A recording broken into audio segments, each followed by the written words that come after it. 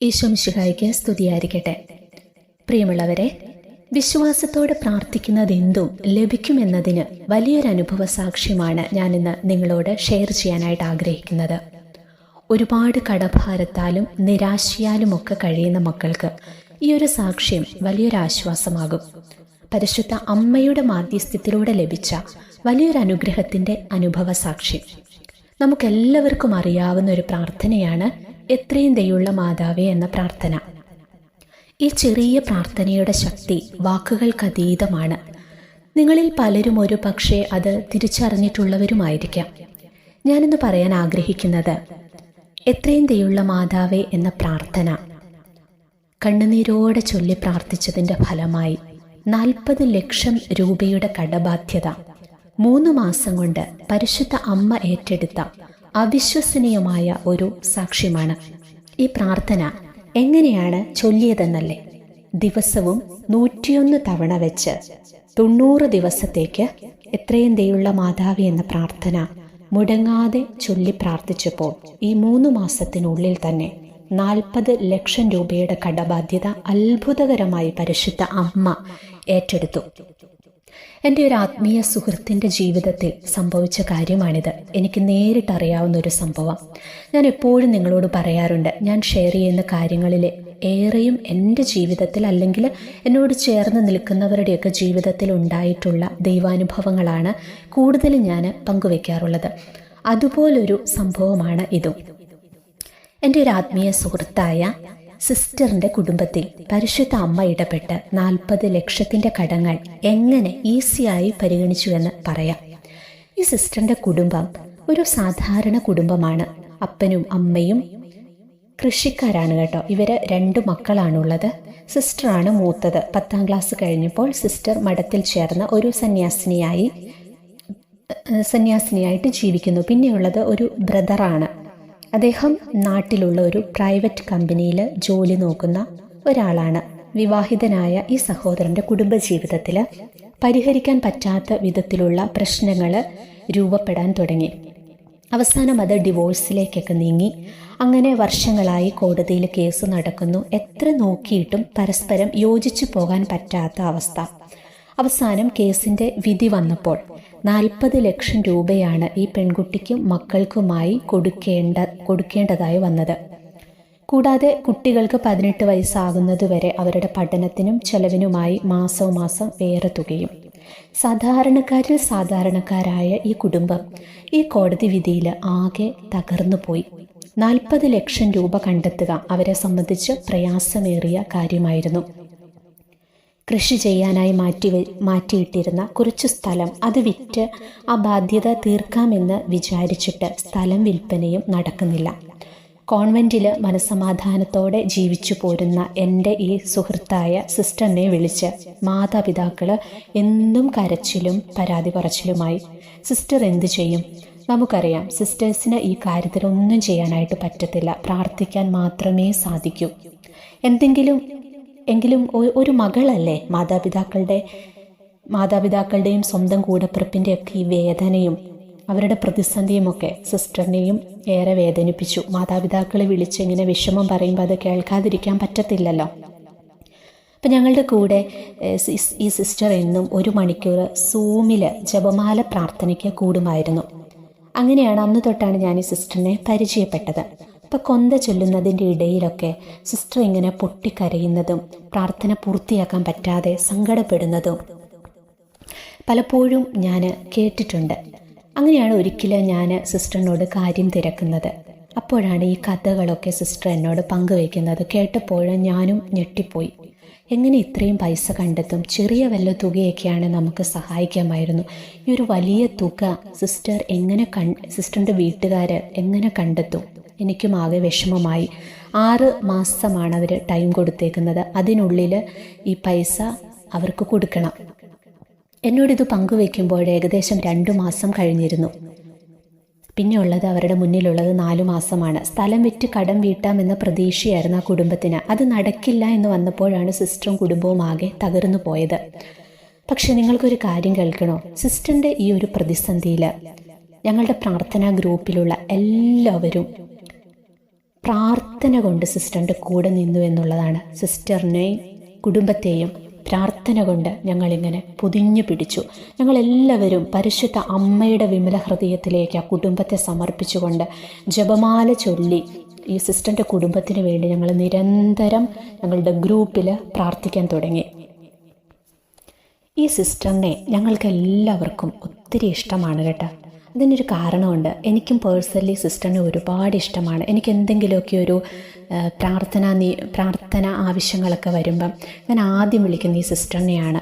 ആത്മാർത്ഥമായിട്ട് നമ്മളൊരു കാര്യം പ്രാർത്ഥിക്കണമെന്ന് പറഞ്ഞാൽ ആത്മാർത്ഥമായിട്ട് സിസ്റ്റർ ആ കാര്യത്തിന് വേണ്ടി പ്രാർത്ഥിച്ചിരിക്കും. അപ്പം ഞാൻ എൻ്റെ ജീവിതത്തിൽ ഒരുപാട് സിസ്റ്റേഴ്സിനെ കണ്ടുമുട്ടിയിട്ടുണ്ട്, പരിചയപ്പെട്ടിട്ടുണ്ട്. പക്ഷേ അവരിൽ നിന്നെല്ലാം ഈ സിസ്റ്റർ ഒത്തിരി വ്യത്യസ്തയായിരുന്നു. പരിശുദ്ധ അമ്മയുടെ വലിയൊരു ഭക്തയാണ് കേട്ടോ ഈ സിസ്റ്റർ. അതുപോലെ വിശുദ്ധ കുർബാനയുടെ വലിയൊരു ഭക്തയാണ്. ഞാൻ എപ്പോഴും പറയും സിസ്റ്റർ ഒരു വിശുദ്ധയാകുമെന്ന്. ജീവിതം മുഴുവനും പ്രാർത്ഥന കൊണ്ട് നിറച്ച ഒരു സന്യാസിനി. ഇതുപോലെ ഒരാളെ ശരിക്കും പറഞ്ഞാൽ ഞാൻ കണ്ടിട്ടില്ല. ഞാൻ സിസ്റ്ററിനോടും ഞങ്ങൾ സുഹൃത്തുക്കൾ പലപ്പോഴും പറയാറുണ്ട് നമ്മുടെ ഈ സിസ്റ്റർ ഉറപ്പായും ഒരു വിശുദ്ധയാകുമെന്ന്. കാരണം ദിവസവും 10ഉം 15ഉം അതിൽ കൂടുതലൊക്കെ ജപമാലകൾ സിസ്റ്റർ ചൊല്ലും. പ്രത്യേകിച്ച് മാതാവിൻ്റെ മാസങ്ങളൊക്കെ വരുമ്പം ഞങ്ങളെയും ജപമാല ചൊല്ലാനായിട്ട് എന്നെ ഏറ്റവും അധികം ദിവസവും ഒരുപാട് ജപമാലകൾ ചൊല്ലാൻ എനിക്ക് പ്രചോദനമായത് ഈ സിസ്റ്ററിൻ്റെ ജീവിതമാണ്. സിസ്റ്റർ ഒത്തിരി ജപമാലകൾ ചൊല്ലും. ലോകം മുഴുവനും വേണ്ടിയിരുന്ന് എപ്പോഴും പ്രാർത്ഥിക്കും. ഡ്യൂട്ടിക്കിടയിൽ എല്ലാം സിസ്റ്റർ ഒരു നേഴ്സാണ്. ജോലിക്കിടയിലെല്ലാം ഇങ്ങനെ കണ്ടിന്യൂസ് ജപമാല ചൊല്ലിക്കൊണ്ടാണ് സിസ്റ്റർ തൻ്റെ ജോലിയൊക്കെ ചെയ്യുന്നത്. അത്രമേൽ പ്രാർത്ഥിക്കുന്ന ഒരു സിസ്റ്ററാണ് കേട്ടോ. അതുകൊണ്ട് തന്നെ ഈ സിസ്റ്ററിൻ്റെ കുടുംബത്തെ ദൈവം കൈവിടില്ല. പരിശുദ്ധ അമ്മ ഏത് പ്രതിസന്ധിയിലും ചേർത്ത് പിടിക്കുമെന്ന് എനിക്ക് അത്രമേൽ ഉറപ്പുണ്ടായിരുന്നു. ഇത്രയേറെ ജപമാലകൾ ചൊല്ലുമ്പോഴും പ്രാർത്ഥിക്കുമ്പോഴും ഒക്കെ ഈ ഒരു നിയോഗത്തിന് വേണ്ടി, അതായത് കുടുംബത്തിലെ ഒരു പ്രശ്നത്തിന് വേണ്ടി സിസ്റ്റർ പ്രത്യേകമായി പ്രാർത്ഥിച്ചത് ഞാൻ ആദ്യം പറഞ്ഞ ആ 101 എത്രയും ദയുള്ള മാതാവേ എന്ന പ്രാർത്ഥന 101 തവണ സിസ്റ്റർ ഡെയിലി ചൊല്ലുമായിരുന്നു. ഈ ഒരു പ്രാർത്ഥനയായിരുന്നു സിസ്റ്റർ പ്രത്യേകമായിട്ട് നിയോഗം വെച്ച് 3 മാസത്തേക്ക്, അതായത് 90 ദിവസത്തേക്ക് ചൊല്ലി പ്രാർത്ഥിക്കാൻ തുടങ്ങി. സിസ്റ്റർ ഇത് പ്രാർത്ഥിക്കുന്നത് എങ്ങനെയാണെന്ന് നിങ്ങൾക്ക് കേൾക്കണോ? മുട്ടിന്മേൽ നിന്ന് കരങ്ങൾ വിരിച്ചു പിടിച്ചാണ് സിസ്റ്റർ ഇത് പ്രാർത്ഥിക്കുന്നത്. അത് ജോലിയൊക്കെ കഴിഞ്ഞ് എത്ര മാത്രം അടുത്താണ് വന്നതെങ്കിൽ പോലും സിസ്റ്റർ ഈ പ്രാർത്ഥന മുടക്കിയിരുന്നില്ല. അവസാനം സിസ്റ്ററിൻ്റെ മുട്ടുവരെ പൊട്ടിയിട്ടുണ്ട്. ഞാൻ ഒരിക്കലും ട്രൈ ചെയ്ത് നോക്കിയത് എനിക്ക് ഇത്രയും സമയം കരങ്ങൾ വിരിച്ചു പിടിച്ച് നിൽക്കാൻ പറ്റുമോ എന്ന്. അതായത് 101 തവണ എത്രയും ദയുള്ള മാതാവേ, സത്യം പറയാമല്ലോ എനിക്ക് പറ്റിയില്ല കേട്ടോ. ഞാൻ പലപ്പോഴും സിസ്റ്ററിനോട് ചോദിച്ചിട്ടുണ്ട്, സിസ്റ്ററെ ഇതിനെങ്ങനെ പറ്റണം? അപ്പോൾ സിസ്റ്റർ പറഞ്ഞൊരു കാര്യമുണ്ട്, ചേച്ചി എൻ്റെ നിയോഗം അത്രമേൽ വലുതാണ്, ഞാൻ അതുകൊണ്ടാണ് ഇത്രയും ത്യാഗം ഏറ്റെടുത്ത് എൻ്റെ മാതാപിതാക്കളുടെ കണ്ണുനീരൊന്ന് തോരണം, എൻ്റെ സഹോദരന് ഇതിൽ നിന്നൊരു മോചനം കിട്ടണം. അതുകൊണ്ട് ഞാൻ എൻ്റെ വേദനകളൊന്നും ഞാൻ ഓർത്തില്ല ചേച്ചി. നമ്മുടെ ഈശോ എന്തോരം വേദനിച്ചു ചേച്ചി കുരിശിൽ കിടന്ന്. അപ്പോൾ എൻ്റെ ഈ വേദന ഞാൻ കുറച്ച് നേരം ഇങ്ങനെ കൈ വിരിച്ചു പിടിച്ച് നിൽക്കുമ്പം ഉണ്ട്, എൻ്റെ കൈക്ക് വേദനയൊക്കെ ഉണ്ട്, പക്ഷെ അതൊന്നും ഞാൻ കാര്യമാക്കുന്നില്ലെന്ന്. അതൊക്കെ സിസ്റ്റർ ഭയങ്കര സ്നേഹത്തോടു കൂടിയാണ് കാര്യങ്ങളൊക്കെ ചെയ്യുന്നത്. ശരിക്കും പറഞ്ഞാൽ സിസ്റ്റർ വലിയൊരു ത്യാഗം ഏറ്റെടുത്ത് പ്രാർത്ഥിച്ച് ദൈവത്തെ, പരിശുദ്ധ അമ്മയെ ആ ഒരു നിയോഗത്തിലേക്ക് വിളിച്ചിറക്കുകയായിരുന്നു. അത്ഭുതം എന്ന് പറയട്ടെ, കൃത്യം 30 ദിവസമായപ്പോൾ സിസ്റ്റർ എന്നോട് പിന്നീട് ഷെയർ ചെയ്തതാണ് കേട്ടോ. അതായത് ഈ എത്രയും ദയുള്ള മാതാവെ ചൊല്ലിത്തുടങ്ങി 30 ദിവസമായപ്പോൾ 10 ലക്ഷം രൂപയ്ക്കുള്ള വഴികൾ പരിശുദ്ധ അമ്മ തുറന്നു കൊടുത്തു എന്നുള്ളതാണ്. ഓരോ 30 ദിവസം പൂർത്തിയാകുമ്പോഴും ഒരത്ഭുത പ്രാർത്ഥന ചൊല്ലിത്തീരുമ്പോൾ ഒരത്ഭുത സിസ്റ്ററിൻ്റെ ജീവിതത്തിൽ നടന്നു എന്നുള്ളതാണ്. അടുത്ത 30 ദിവസം, അതായത് 2 മാസം പൂർത്തിയായപ്പോഴേക്കും 15 ലക്ഷം രൂപയ്ക്കുള്ള വഴികൾ അമ്മ മാതാവ് തുറന്നു കൊടുത്തു. വീണ്ടും അടുത്ത 30 ദിവസം, അതായത് 90 ദിവസം പൂർത്തിയാകുന്നതിൻ്റെ തലേന്ന്, അതായത് ആ 90 ദിവസം പൂർത്തിയാകുന്നതിൻ്റെ തലേ ദിവസം സിസ്റ്റർ എന്നെ വിളിച്ചു, ചേച്ചി നാളെ എൻ്റെ പ്രാർത്ഥന തീരും, ഇനിയുമുണ്ട് ഒരു 15 ലക്ഷം രൂപയ്ക്കുള്ള വഴി ഇതുവരെയും തുറന്നിട്ടില്ല, എങ്കിലും ഞാൻ വിശ്വസിക്കുന്നുണ്ട് ചേച്ചി, എന്നെ എൻ്റെ അമ്മ മാതാവ് കൈവിടത്തില്ല. അതായിരുന്നു ആ സിസ്റ്ററിൻ്റെ വിശ്വാസം. അങ്ങനെ 90 ദിവസം പൂർത്തിയാകുന്നതിൻ്റെ തലേന്ന് രാത്രി സിസ്റ്റർ പ്രാർത്ഥന കഴിഞ്ഞെഴുന്നേൽക്കുമ്പോൾ ബാക്കി 15 ലക്ഷം രൂപയ്ക്കുമുള്ള വഴി അമ്മ മാതാവ് തുറന്നു കൊടുത്തു എന്നുള്ളതാണ്. ആ വഴികളൊക്കെ സിസ്റ്റർ പറയുന്നത് കേട്ട് ഞാൻ ശരിക്കും പറഞ്ഞാൽ തരിച്ചിരുന്ന് പോയിട്ടുണ്ട്. ഇതൊക്കെയല്ലേ ഒരു അത്ഭുതം എന്ന് പറയുന്നതെന്ന് ഞാൻ ചിന്തിച്ചിട്ടുണ്ട്. ഇവർ ഒട്ടും പ്രതീക്ഷിക്കാത്ത ആളുകളിലൂടെയാണ് ഇവരുടെ ജീവിതത്തിലേക്ക് സഹായങ്ങൾ ലഭിച്ചത്. അകന്ന ബന്ധത്തിൽപ്പെട്ട പലരും ഈ ഒരു പ്രതിസന്ധി സമയത്ത് അവരിതൊന്നും അറിഞ്ഞിട്ടല്ല, അറിയാതെ, അവരെ ഒരിക്കലും പ്രതീക്ഷിക്കാതെ അപ്രതീക്ഷിതമായി ഫോൺ വിളിക്കുകയാണ് അകന്ന ബന്ധുക്കളൊക്കെ. ആ സമയത്ത് അവരിലൂടെയൊക്കെയാണ്, അവരാണ് വലിയ തുകകൾ, വിദേശത്തുണ്ടായിരുന്ന അവരുടെ ബന്ധുക്കളാണ് വലിയ തുകകൾ കൊടുത്ത് അവരെ സഹായിച്ച് ഈ ഒരു പ്രതിസന്ധിയിൽ നിന്ന് അവരെ കരകയറ്റുന്നത്. പിന്നെ അപ്രതീക്ഷിതമായിട്ട് പലയിടത്തുനിന്നും ഇവർക്ക് സഹായങ്ങൾ വന്നു എന്നുള്ളതാണ്. അത് പരിശുദ്ധ അമ്മ പലരിലൂടെയും ഇവരിലേക്ക് സഹായങ്ങൾ എത്തിച്ചു എന്നുള്ളതാണ്. സിസ്റ്റർ എന്നോട് പറയുമായിരുന്നു, ചേച്ചി ഞാൻ ആ 90 ദിവസം പൂർത്തിയാകുന്നതിന് മുമ്പ് പരിശുദ്ധ അമ്മ എൻ്റെ ജീവിതത്തിൽ ഇടപെട്ട് എൻ്റെ കുടുംബത്തിൻ്റെ ആ വലിയ കടഭാരം ഏറ്റെടുത്ത് പരിഹരിച്ചു എന്ന്. സിസ്റ്റർ ഇങ്ങനെ വലിയ അത്ഭുതത്തോടെ തൻ്റെ ജീവിതത്തിലുണ്ടായ ഈ കാര്യങ്ങൾ എന്നോട് പറയുമ്പോൾ എൻ്റെ മനസ്സിൽ വന്ന 2 വചനങ്ങളുണ്ട്. ലൂക്ക 18:27, മനുഷ്യർക്ക് അസാധ്യമായത് ദൈവത്തിന് സാധ്യമാണ്. ജെറമിയ 32:27, ഞാൻ സകല മർത്യരുടെയും ദൈവമായ കർത്താവാണ്, എനിക്ക് അസാധ്യമായി എന്തെങ്കിലും ഉണ്ടോ? ഞാൻ സിസ്റ്ററിനോട് ഈ വചനം പറഞ്ഞു, സിസ്റ്ററെ ഇതാണ് എനിക്കിത് കേൾക്കുമ്പോൾ എൻ്റെ മനസ്സിൽ വരുന്നത്, നമ്മുടെ ദൈവം എത്ര വലിയവനാണ്. ഈശോ പറയുക, ഞാൻ സകല മർത്യരുടെയും ദൈവമായ കർത്താവാണ്, എനിക്ക് അസാധ്യമായ എന്തെങ്കിലും ഉണ്ടോ? സിസ്റ്റർ അതങ്ങ് വിശ്വസിച്ചു എന്നുള്ളതാണ് ഇതിൽ ഞാൻ കണ്ട ഏറ്റവും വലിയൊരു അത്ഭുതം. അതായത് ഓരോ 30 ദിവസം പൂർത്തിയാകുമ്പോഴും ആരിലൂടെയെങ്കിലുമൊക്കെ അമ്മ മാതാവ് സഹായഹസ്തവുമായി ഇവരുടെ അരികിൽ എത്തിയെന്നുള്ളതാണ്. ഈശോയ്ക്ക് വേണ്ടി ജീവിതം മാറ്റിവെച്ച, ഈശോയെ പൂർണ്ണ ഹൃദയത്തോടെ സ്നേഹിക്കുന്ന തൻ്റെ മണവാട്ടിയുടെ സങ്കടം ഈശോ കാണാതിരിക്കുമോ പ്രിയപ്പെട്ടവരെ? ആ സമയത്തൊക്കെ സിസ്റ്റർ എന്നോട് എപ്പോഴും പറയുന്നൊരു കാര്യമുണ്ടായിരുന്നു. ഞാനത് വളരെ രസകരമായിട്ട് ഞാൻ സിസ്റ്ററിനോട് തിരിച്ചങ്ങനെ പറയുമായിരുന്നു കേട്ടോ. സിസ്റ്റർ തമാശയ്ക്കാണെങ്കിലും രസകരമായിട്ട് എപ്പോഴും എന്നോട് പറയും, ചേച്ചിക്കറിയോ എൻ്റെ ഭർത്താവ് നിങ്ങളുടെ ഭർത്താവിനെ പോലെയല്ല കേട്ടോ, ചേച്ചിയുടെ ഭർത്താവിനെ പോലെയല്ല എൻ്റെ ഭർത്താവ്. അതുപോലെ എൻ്റെ അമ്മായിയപ്പനും എൻ്റെ വല്യപ്പനും ഒക്കെ, എൻ്റെ ഭർത്താവും എൻ്റെ അമ്മായിയമ്മയും ഒക്കെ വലിയ സമ്പന്നരാ, കോടീശ്വരന്മാരാണ് കേട്ടോ. ആ സമ്പന്നതയിൽ നിന്ന് ഒരു ഇത്തിരി എടുത്ത് എനിക്ക് തന്നാൽ മതി ചേച്ചി, എൻ്റെ ഈ പ്രശ്നം ഈസി ആയിട്ട് പരിഹരിക്കാം. സിസ്റ്റർ പറഞ്ഞ ഈ ഭർത്താവും അമ്മായിയമ്മയൊക്കെ ആരാന്ന് നിങ്ങൾക്ക് മനസ്സിലായി കാണും. സിസ്റ്ററിൻ്റെ മണവാളനായ ഈശോ തന്നെ. അപ്പം ഞാനും എപ്പോഴും സിസ്റ്ററിനോട് ഇത് പറയുമായിരുന്നു. എനിക്ക് എന്തെങ്കിലുമൊക്കെ ആവശ്യം വരുമ്പോൾ ഞാൻ പറയും, സിസ്റ്ററെ ഒന്ന് പറഞ്ഞേക്കണേ പുള്ളിക്കാരനോട്, നമ്മുടെ കാര്യം നമ്മളും ഇവിടെ ഉണ്ട്, നമ്മുടെ കാര്യങ്ങളൊക്കെ ഇടയ്ക്കൊന്ന് പറഞ്ഞേക്കണം, ഇന്ന പ്രശ്നങ്ങളുണ്ടാവും, ഒന്ന് പരിഹരിക്കാൻ പറഞ്ഞേക്കണം എന്ന്. അപ്പം ഞങ്ങൾ എപ്പോഴും ഇടയ്ക്കിടയ്ക്ക് തമാശയ്ക്ക് ഞാൻ സിസ്റ്ററിനോട് പോയി ചോദിക്കുമായിരുന്നു, എന്ത് പറയുന്നു, ഭർത്താവിന് സുഖമാണോ എന്നൊക്കെ. അങ്ങനെ സിസ്റ്റർ എനിക്കറിയില്ല, എനിക്ക് ഭയങ്കര അത്ഭുതമാണ്. ഇങ്ങനെ ഭയങ്കര നിഷ്കളങ്കമായിട്ട് ഈശോയെ സ്നേഹിക്കുന്ന ഒരു സന്യാസിനിയാണ് കേട്ടോ. ഏതെങ്കിലുമൊക്കെ സിസ്റ്റേഴ്സ് ഇതിപ്പോൾ എന്നെ കേട്ടുകൊണ്ടിരിക്കുന്നുണ്ടെങ്കിൽ മനസ്സിൽ നിങ്ങൾ കുറിച്ചു വെച്ചോ, നിങ്ങൾ സർവ്വസമ്പത്തിൻ്റെയും ഉടയവനായ കർത്താവിൻ്റെ മണവാട്ടികളാണ്. നിങ്ങൾക്കൊരാവശ്യം വന്നാൽ, നിങ്ങളുടെ കുടുംബത്തിനൊരു തകർച്ച വന്നാൽ ആ മണവാളൻ കയ്യും കെട്ടി നോക്കിയിരിക്കില്ല മക്കളെ. നിങ്ങൾ അവനെ എത്രമാത്രം സ്നേഹിക്കുന്നോ അതിൻ്റെ 100 മടങ്ങ് സ്നേഹം അവൻ തിരിച്ച് തന്നിരിക്കും. ഈ സിസ്റ്ററിൻ്റെ ജീവിതം എന്നെ പഠിപ്പിച്ച കാര്യം അതാണ്. ഈ സിസ്റ്റർ ഈശോയെ സ്നേഹിക്കുന്ന കണ്ട് സത്യം പറഞ്ഞ എനിക്ക് പല സമയത്തും അസൂയ തോന്നിയിട്ടുണ്ട് സിസ്റ്ററിനോട്. പ്രാർത്ഥനാ ജീവിതത്തിൽ ഞാനൊരിത്തിരി പുറകോട്ട് പോകുന്നല്ലേ, കൊന്തയുടെ എണ്ണം കുറയുന്നു, പ്രാർത്ഥിക്കാൻ മടി തോന്നുന്നു എന്നൊക്കെ തോന്നുന്ന സമയമുണ്ടല്ലോ. ആ സമയത്ത് എനിക്കറിയില്ല, എങ്ങനെയാണെന്നറിയില്ല, ഈ സിസ്റ്ററിൻ്റെ കോൾ എനിക്ക് വന്നിരിക്കും, ഈ സിസ്റ്റർ എന്നെ വിളിച്ചിരിക്കും.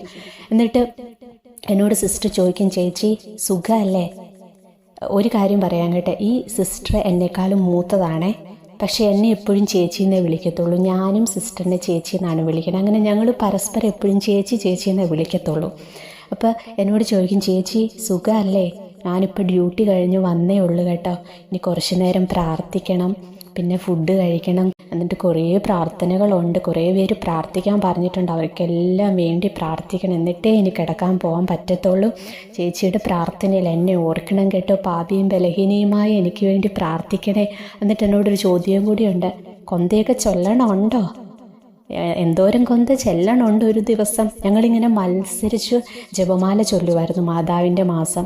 ഈ സിസ്റ്റർ 15ഉം 20ഉം കൊന്തയൊക്കെ ചെല്ലുന്ന കാണുമ്പോൾ എനിക്ക് അത്ഭുതമായിരുന്നു.